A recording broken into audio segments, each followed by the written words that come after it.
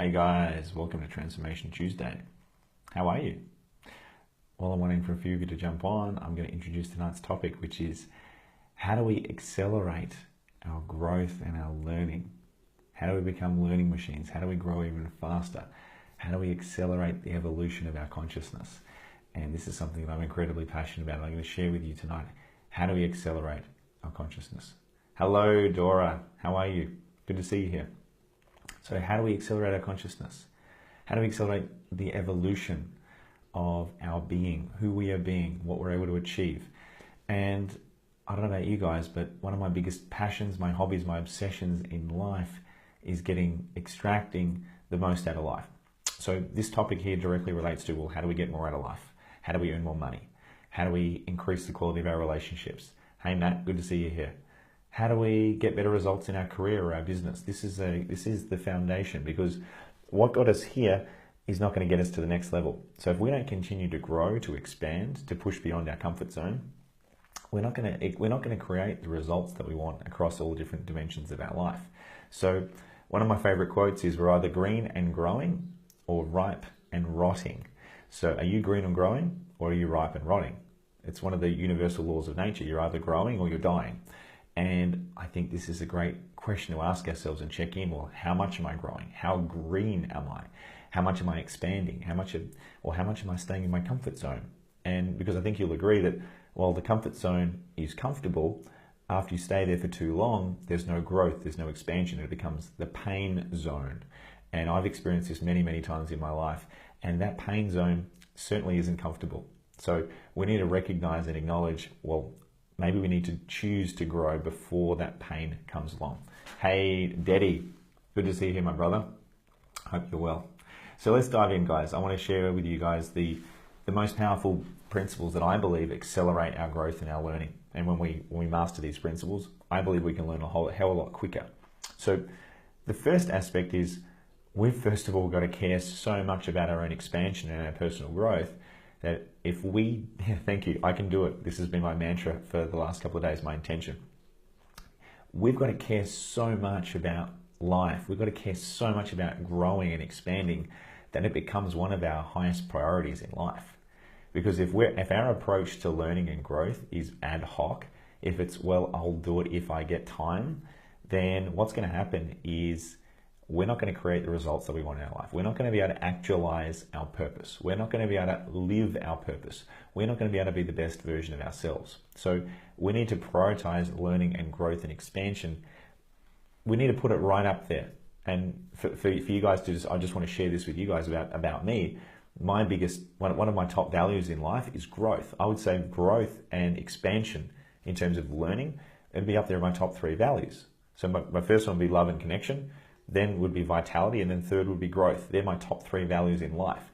So the conversation I'm having with you tonight it's really, really important to me, and I wouldn't be creating the results in my life, and I wouldn't have done what I've done in my business if I didn't value growth and learning and expansion. So I wanted to reiterate to begin with that we need to when I say value, we need to place a large degree of importance on growth and expansion and learning. Otherwise, we're just going to stay where we are. We're going to stagnate. We're just simply, as I said before, what got us here is not going to get us to that next level. So we have to put it on our agenda. We have to be so totally committed to growing, to expanding, and to moving on our limits. So this is a really important concept, because for a lot of people, if you want to grow, if you want to expand, it's not going to happen. It's like the person who gets to New Year's Eve that decides that they want to quit smoking, or they want to exercise more, and they make an ad hoc decision on New Year's Eve that they want to change a behavior. So you've got to deeply care about this. It needs to be unconsciously cultivated at the deepest possible level, such that we actually value learning and growth. So that's the first element. So this really comes down to attitude first. What's our attitude to learning? What's our attitude to growing? How much are we willing to push beyond the comfort zone? Hey Steve, hey Angela, good to see you guys here. How are you guys? And we need to be willing to push ourselves so far out of our comfort zone that we're willing to get really, really uncomfortable. And because expansion and learning and growth, I can tell you most of the time, it's not necessarily comfortable. You are in this unfamiliar space, pushing beyond your fears, completely new experiences, discovering new parts of ourselves, we have to be totally willing to get vulnerable and to get curious about learning more about us. Otherwise, we're not even in the game. So we've got to prioritize that. And I think we need to start to recognize that in order to learn and in order to grow, we need to recognize that the patterns and the system that we grew up in traditionally at school, that's not the system that we need to subscribe to in order to get the most out of ourselves. I'll give you some examples. When we're at school, what do we get told? We get told, sit on your own, be quiet, don't talk to anyone, pay attention, listen to the teacher, right? It's just consuming content, which is a very, very one-dimensional, very, very low efficiency way of learning. These days, right, you've got to be asking questions. You've got to be doing activities. You've got to be exploring. You've got to be talking to your neighbor. You know, the thing at school is like, don't talk to your neighbor. Well, these days, if you're not talking to your neighbor, if you're not on Facebook, if you're not communicating and collaborating, you're out of business. You're behind. You're going to get left behind. So we need to have an attitude of, I've got to take this, I've got to absorb this, I've got to use it, I've got to utilize it, I've got to challenge it, I've got to test it.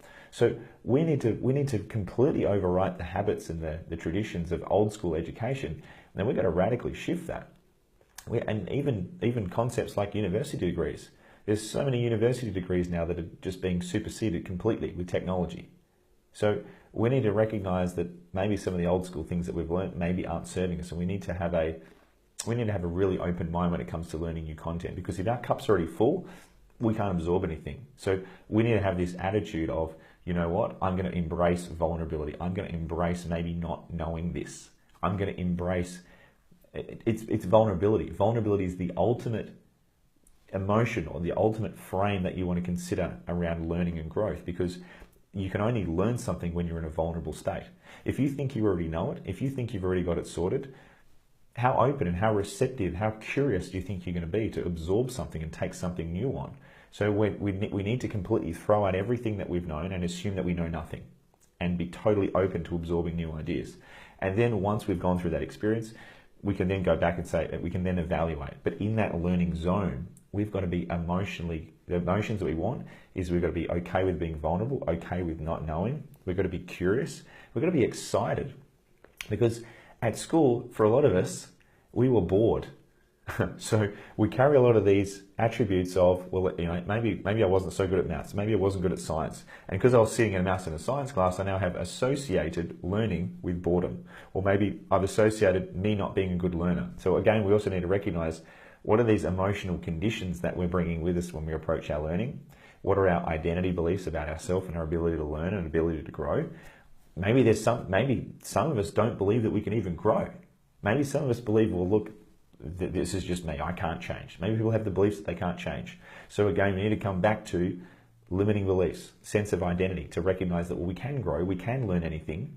You know, there's people in the world that have done some amazing things, and there's no difference in our physical hardware. They've just learned how to fire their brain in a particular way.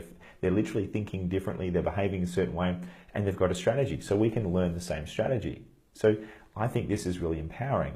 So we've got to recognize and let go of the limitations that maybe I can't learn this, or I can't be good at something. Because if we can't let go of that, then we're never even going to get in the game. So this first element that's the most important is the mindset. What do we believe about ourselves? What do we believe about us and our ability to learn? This is powerful. And another key concept here is people love to learn but not apply. People love to just learn things, and I call it being in a state of perpetual potential. It's someone who's just learning for the sake of learning, to make their ego, to satisfy the need of the ego, to just feel like I know something. Are they applying it? Are they using it? Are they utilizing it? Are they actually, taking it and doing something with it?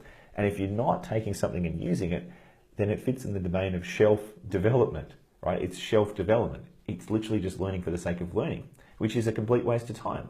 So when we learn something, we have got to take that bit of information. We've got to see, how can I apply it? Where is it relevant? Where does it fit in all the areas of my life? And I'm now going to put it on my agenda to utilize that, to actually express that, to become better at that, to figure out how does it fit in.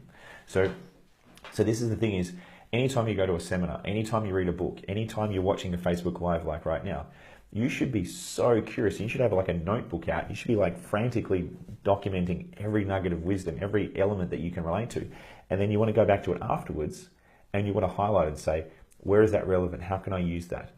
How can I apply that? Where in my life does this fit? Because this fits somewhere. Because if you just close that book and put it on your shelf, bad luck. You've just missed that opportunity to apply it.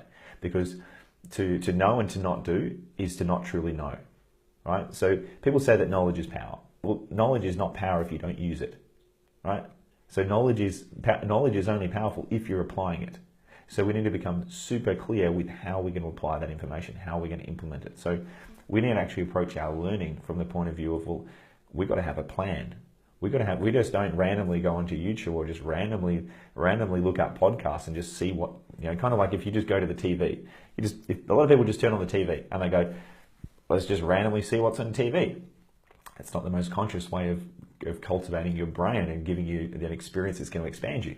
What you want to do is you want to actually identify, well, what are the areas of my life that I want to improve? What is going to move the needle the most? And what areas do I want to double down on? What are the areas that I need to focus on that's going to give my life the greatest proportional increase in my quality of life? So for some people, it might be relationships. For some people, it might be career. For others, it might be health. We need to assess what is the most important area of my life right now. Where am I going? What's my vision? What do I want to create for my life? And I need to now design a learning plan, a learning curriculum that's going to give me the result that I'm looking for. So let's make this tangible. Say, for example, you're wanting to improve your career or you're wanting to improve your business. Right? You would look at that and you'd say, right, well, what are the key skills or key competencies that I need to learn in my career or my business that's going to move me ahead? What do I need to double down on? Is it communication? Is it sales? Is it marketing? Right? Is it emotional intelligence? What is that key skill, knowledge, experience, or attribute within me that I need to focus on that's going to propel me ahead of the rest? And you're going to notice that another way of describing this is calling them key success criteria. Right? So what are the key success criteria that you need to focus on that's going to give you the most amount of impact? And for some of you, you might have heard of the Pareto principle, which is the 80-20 rule. Now, the 80-20 rule says, well, what's the 20% of things that I need to focus on that are going to give me 80% of the gain? So we don't have to do everything. We just have to pick, well, what's the 20% that I want to focus on now and really do that really well. And it's going to move me ahead of the rest of the pack. So I want to give you some examples of the types of things that I believe help us elevate our consciousness, help us learn and grow and expand incredibly fast. And I've made some notes here and I'm going to put these up in the show notes afterwards. So if you guys want to download these, they'll be in a little bit of a worksheet. So the first one is consciousness. I would say the foundational principle for every human being, doesn't matter who you are, whether you want to become just a better friend, better human being, brother, sister, mother, doesn't matter, career, business owner, it doesn't matter, across the board. The number one skill that you need to work on is developing your conscious awareness, right? Or I think it was Aristotle that said, knowing thyself is the starting point of all wisdom. Well, this is a universal truth. The more that we have conscious awareness about ourselves, our conscious awareness is the number one skill we all need to be cultivating. Number one, and it's a skill. Conscious awareness is a skill. It's the ability to observe self. It's the ability to observe our thoughts, our emotions, our patterns, our beliefs, our ego, our fears. Because when we have that conscious awareness, it's like someone's just flicked all the lights on in the dark room, and we can go, oh, I can actually see what I'm doing. I can see what's going on. Thanks, Angela. So we've got to figure out, well, what is this ego? We've got to figure out, well, what are these limiting beliefs? What are the fears? What are all of my limitations? Because if we don't have conscious awareness, in the present moment of what is our experience unfolding, we have no power, we have no empowerment to change our life. So we need to learn about consciousness. We need to learn about ourself.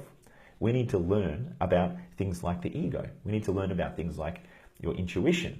And whether you want to call it intuition, your gut, your spirit, your soul, your driving force, the flame inside of you, your authentic spark, whatever you want to call that, we need to recognize, well, how do I access that? How do I get guidance? How do I get that tap into that internal guidance inside myself? So that is a skill, and that can be cultivated. So this is the first major point, is we've got to develop our conscious awareness. We need to become very, very aware of our limitations. So these are the things like fears, limiting beliefs, negative habits. These are the patterns. These are negative emotions. These are when we get triggered by people in our environment. This is when we're judging other people. This is when we're indulging in like really negative criticism. We've got to recognize all of these things that are happening within us. Now, we also need to educate ourselves on and learn about how do we create a vision for ourselves? How do we define our life's purpose? How do we get clear on what we actually want to create for our life? Now, this in itself is a whole field of personal development in terms of what's your vision? What is your purpose? What goals do you want to create for your life? And then even goal setting. Goal setting is a skill. That's another key skill. So a lot of people are wanting to achieve goals, but they haven't actually learned the skill of goal setting. So it's the cart before the horse. It's the cart before the horse, because people are wanting to achieve the goals, but they haven't actually learned it. Well, goal setting is actually a skill. Goal achievement and goal attainment is a skill. And there's a lot of ingredients that go into that recipe that create the goal. So we need to understand, we need to learn the skills in the kitchen in order to cook the recipe. So it's the same with goal setting. So we also need to be really, really tuned in to how to be more productive, because productivity is the master skill of attaining our goals. So this now flows on to, well, we need to now educate ourselves on productivity. We need to look at, well, how do we stay focused? How do we stay connected? How do we avoid distractions? We really need to tune in and go, look, if I'm wanting to achieve that, well, what's going to move the needle the most? Have I got a plan? Have I got a strategy? Maybe have I got the skill, the knowledge, or the experience? What do I need to develop within me to get more productive so I can create more impact? So we need to see productivity as making impact. And again, it comes back to, well, what are my core success criteria, the key success criteria that are going to help me get there? So this is super important, and I'll share some of the examples in me and my business. So one of the key skills that I identified for me to elevate myself in my career was learning NLP. I identified that learning NLP, neuro-linguistic programming, and hypnosis and timeline therapy, and all sorts of behavioral sciences and fields of psychology, I recognized that those fields were going to be the thing that could elevate me faster than any other fields of study to where I needed to go in terms of my career, my business, and my success. So I knew that that was the foundational skill that I need to master and be masterful of in order to put myself ahead in the top 5% of people in the world in my industry. So I did that, and I was obsessed with that. So I acknowledged that, and I knew that was something I needed to create. So I had awareness of what I needed to do in order to be in the top 5% of people in the world. I created a plan.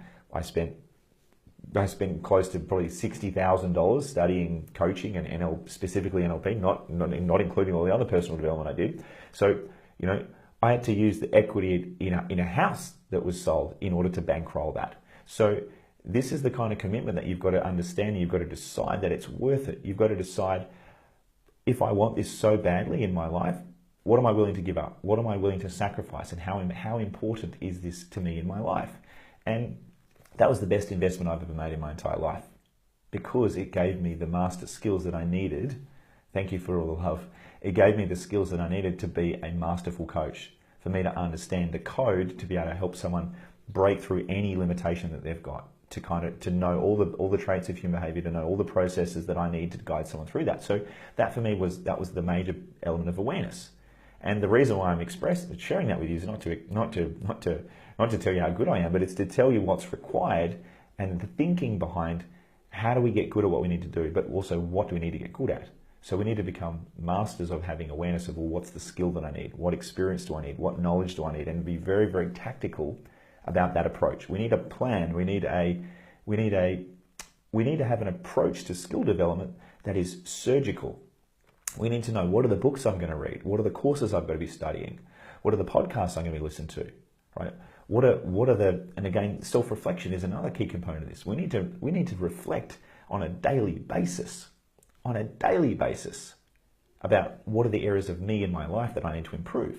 Some people wait till once a year. They do it at the 30th of December, right? And then they go, well, what just happened there in that year? Maybe I've got to change a few things. Whereas if you do that process every single day, you can make rapid progress. You can accelerate your progress. You can achieve what might take decades. You can do it in months. So this is why conscious reflection and understanding self is so important, Because there's a lot of people that go to seminars, they read books, they do training courses, they do all this, they're doing all this stuff and they're learning, but what are they doing with it? It's just going on the shelf. So we need to take that, we need to take the knowledge, apply it to self, literally apply everything to ourselves to recognize, well, how does this apply to me? How do I elevate my mindset? How do I elevate my consciousness? How do I translate all of the learnings into my life so I can use it rather than just feel good to know that I've just literally satisfied the need of my ego to know something and then put it back on the shelf. So we need to now take action of implementing, of integrating that learning and having a reflective process daily on what did I learn today?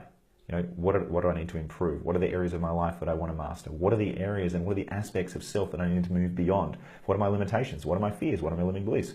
So we've got to take responsibility for confronting every single one of those limitations, or not, or you could just ignore it, or you could pretend like you don't have fears. You could pretend like everything's perfect. A lot of people do that.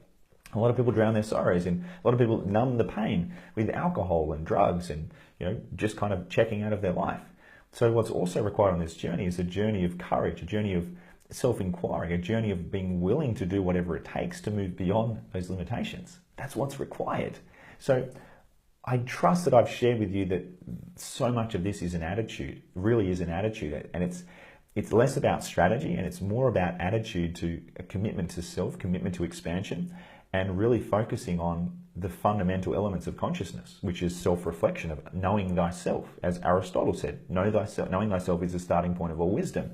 So I might sound like a broken record, but developing our consciousness, this is where the game is won and lost. 100%. This is where the game is won and lost, because there's so many people that do the learning, they focus on the strategy, they might memorize a script, but if you haven't updated the internal software, your unconscious programming, your habits, your beliefs, your fears, if you haven't done the work, then all of that is meaningless. All of that is, you're not going to be able to implement, you're not going to be able to execute at the level of excellence that you want. So the internal work, like success it's always an inside job. Success is always an inside job. So we've got to make sure that we are masters of our mindset. We've got to understand all of our patterns and programs, 100% all the way, and then we can create the life that we want. But until we're willing to do that, it's not going to happen. It's just not going to happen. And I see that firsthand, and I've experienced that with my own life. I've felt like I've had a strategy, and I've been following the strategy, but it's not working. Well, why it wasn't working was because I didn't believe it was going to work. My attitude wasn't right. I wasn't connected. I wasn't, insert mindset reason why the strategy wasn't getting executed. So as Tony Robbins said, I think Jim Rohn said it originally, he said that 80% of our success comes down to our psychology. Like, that's huge. If you actually understand the significance and the magnitude of that, then what that means is 80% of your focus, your time, your energy, your attention should be towards you.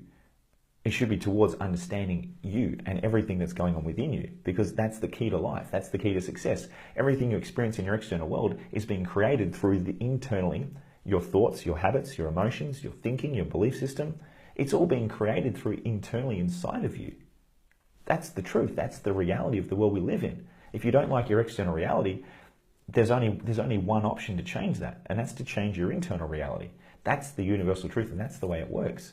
And unfortunately, the reason why there's so much dysfunction in people's lives is because people aren't aware of that. They're either not aware of it or they don't know how to change it. So what I'm wanting to give you is I'm wanting to give you the things to focus on. Because when you focus on these things, these are the things to double down on that are going to make the biggest difference. These are going to move the dial the most, completely move the needle the most. So you want to also focus on your emotional intelligence. This is another key characteristic. You've got to focus on emotional intelligence. What is emotional intelligence? Well, I recommend you all go out and study emotional intelligence, because when you study and become aware of emotional intelligence, you'll recognize it's actually more important than IQ, than intelligence quotient, right? Forbes magazine have done studies and they've shown that EQ is a greater predictor of job success and success in life than IQ. So powerful to know that, right? So for those of you wanting a starting point, I recommend checking out Daniel Goleman. Now, he's one of the world leaders on emotional intelligence. Check him out. Emotional Intelligence 2.0 was the book I definitely recommend you all checking out. Powerful read. So again, self-regulation, self-awareness. Again, understanding what's going on inside our mind, what's going inside our emotional world. The other aspects of emotional intelligence are motivation. right? Our propensity to be able to pursue a goal that goes beyond money and self-gratification, as well as we also need to have empathy and social skills. So these are the 5 pillars of emotional intelligence. So again, if we don't know what emotional intelligence is, if we don't know what our emotional intelligence is, if we don't know what the 5 pillars of emotional intelligence are, we're kind of helpless in terms of, well, how do I even change my emotional world? How do I even understand how I'm operating? How do I create success? So it's literally like someone who's wanting to cook like a world-class recipe, but they don't know what the ingredients are in the recipe, let alone how to cook it. So we've got to get super curious to unlock all of those factors within us. Those 5 pillars of emotional intelligence are critical. Again, as I said, success is an inside game. It's an inside job. So if we're looking at our external reality and it's not matching up and it's not what we want, we've only got one person to look at, and that's ourselves. But that's empowering. That's beautifully empowering. Hey, Lindsay, good to see you here. How you doing? So I want to give you guys some really powerful and practical tools here, so we can, because I'm always wanting to make this really tangible. So what I want to give you is some really great tools that I believe are really, really powerful in terms of accelerating our learning. So as I said, we've got to upgrade our consciousness. We need to really get curious about how we're doing conscious awareness. How are we actually doing this thing that we call consciousness? And recognize that there are so many illusions, there are so many limitations that we need to become aware of in order to move beyond them. Things like the ego, things like limiting beliefs, things like fears, negative emotions, like negative habits, all these things. We need to become super aware of them. We also need to become aware of what's our purpose in life. What are we actually looking to achieve? What are our goals in life? What's our emotional intelligence? Right? We need to become aware of how do we become more productive. What are the skills, knowledge, and experience that we need to acquire to put us in that top 5% of people in our field? Now, once we've done that, we now need to create an agenda. We need to create a personal development plan. We need to create a structure about, well, how the hell am I going to learn all this? How am I even going to do all this? So we need to create a reading list. We need to create a list of podcasts. We need to create playlists on YouTube. And I'm going to give you some practical advice here on how to set all that up. So what I recommend you do is, I recommend that you actually brainstorm all the major categories, the key success criteria of what you're looking to create in terms of the skills, the ability, the knowledge, the competencies that you want to acquire. Now, this could be everything from emotional intelligence to learning NLP to learning about how to be better at relationships, all the way through to learning masculine, feminine energy, learning about time management, productivity, all these sorts of things, right? We need to work out, well, out of all those options of the menu of what I could, you go to a bookstore, there's like thousands of books you could learn, right? The purpose in life is not to read everything. The purpose in life is not to learn everything. There's only so many hours in the day. You can only learn what is the most important, the most applicable, and the most relevant to you at this moment in time. So you want to get very, very tactical with how you're spending every single minute of your learning. Everything that you learn wants to be completely designed, completely tactically laid out. So I'm learning this for this reason. When you go and buy your next book, you got to ask, well, for what purpose am I reading this book? Is it to just pass the time, or is it to expand and elevate my life? So you then got to go, rightio, well, if I could read any book, what's the area of my life I want to improve the most right now? That would make sense, right? Now, yes, I'm also a fan of reading books for entertainment and for experiencing joy and peace and that sort of stuff. However, here are the consequences. There is always a sacrifice in life. If you decide to read a book, or if you decide to watch just a show on Netflix to kind of relax, there is a consequence. If you could have spent that time doing something else, you could have spent time learning, growing, expanding, connecting, doing something that's maybe more in alignment with you. Now, again, this is a whole nother Facebook Live, is knowing what's in alignment with you. Now, for me, I'm very, very clear on my core values. Growth is basically my third core value in the context of life. I've basically got connection and love, I've got vitality, and I've got growth as my top 3.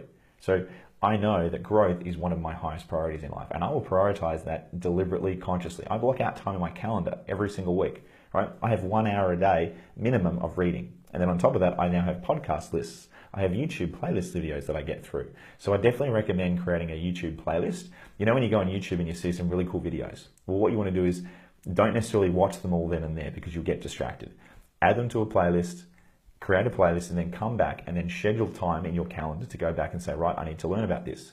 Schedule it, create a list, right? You don't just learn ad hoc. You don't just watch it because it was the next video. You say, well, I'm going to watch it when it's applicable. I'm going to watch it when I need to learn it. Maybe I don't need to learn that now. Maybe I need to learn that in 2 or 3 years' time. Maybe it's not relevant yet. So we've got to become very, very strategic, very tactical, very deliberate with every minute of our day, because time is our most valuable resource.